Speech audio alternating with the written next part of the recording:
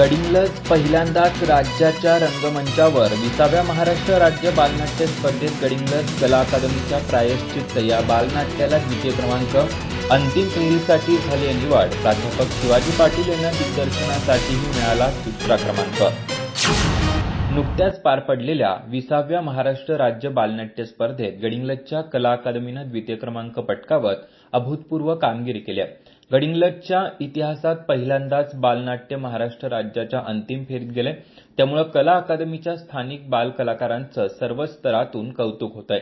गडिंग्लजमधील स्थानिक कलाकारांना पाठबळ मिळावं यासाठी गडिंग्लज नगर परिषद आणि गडिंग्लज कला अकादमी संयुक्तपणे प्रयत्न करते. गडिंग्लज कला अकादमीच्या माध्यमातून गेली 7 वर्ष गडिंग्लज नाट्य चळवळीसाठी प्रयत्न सुरू आहेत. गेली 5 वर्ष महाराष्ट्र राज्य बालनाट्य स्पर्धेत कला अकादमीकडून सहभाग घेतला जातोय. त्यामध्ये बसराची ग्रंथपाल, हिरवी बाभळ, मदर्स डे, राखेतून उडाला मोर, झाडवाली झुंबी अशी बालनाट्य स्पर्धेत सादर करण्यात आली.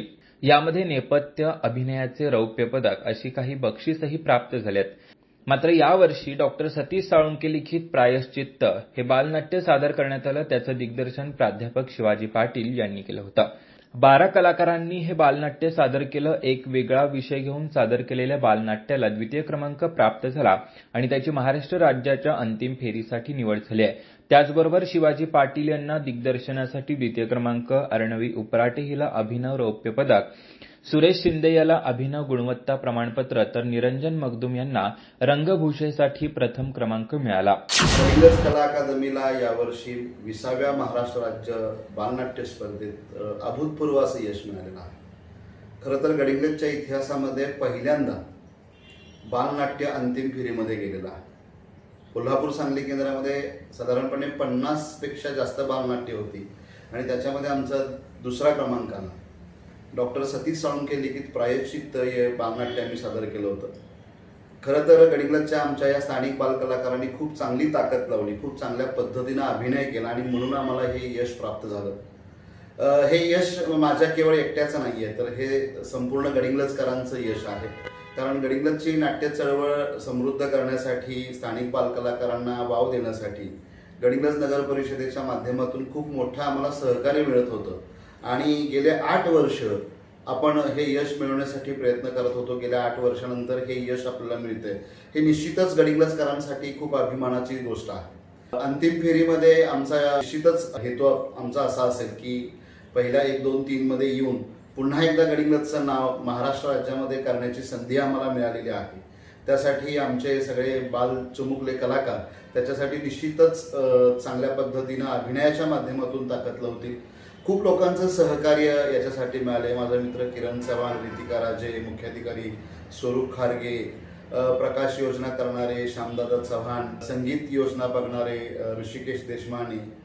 खरं तर हे सगळं करत असताना पडद्यामागची भूमिका खूप महत्त्वाची असते आणि ती सांभाळल्यामुळं प्रामुख्यानं या सगळ्या गोष्टी घडत असतात.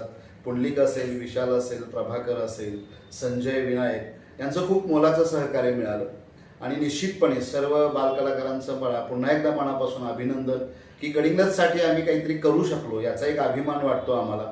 कारण गडिंग्लजच्या इतिहासामध्ये पहिल्यांदा बालनाट्य राज्याच्या रंगमंचावर जाणार आहे. गडिंग्लजचं प्रतिनिधित्व आम्ही करणार आहोत. त्याबद्दल आम्हाला निश्चितच एक अभिमान वाटतो.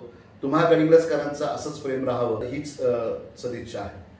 धन्यवाद. गडिंग्लजच्या आजवरच्या इतिहासामध्ये गडिंग्लजमधून महाराष्ट्र राज्याच्या अंतिम फेरीसाठी बालनाट्याची निवड होणं हे पहिल्यांदाच होत असल्यानं सर्व गडिंग्लजकरांना याचा अभिमान आहे. बाल कलाकारांनी आपला हा आनंद छत्रपती शिवाजी महाराज पुतळ्यासमोर फटाके वाजवत आणि गुलालाची उधळण करत साजरा केला.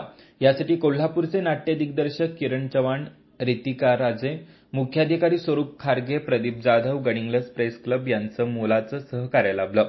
या नाटकासाठी प्रकाश योजना, श्याम चव्हाण, संगीत ऋषिकेश देशमाने, नेपथ्य सारिका पाटील, संजय शिंदे, विनायक शिंदे यांनी केलं होतं. तर स्टेज व्यवस्था पुंडलिक परीट, विशाल सुतार, प्रभाकर दुंगडे यांनी केली होती.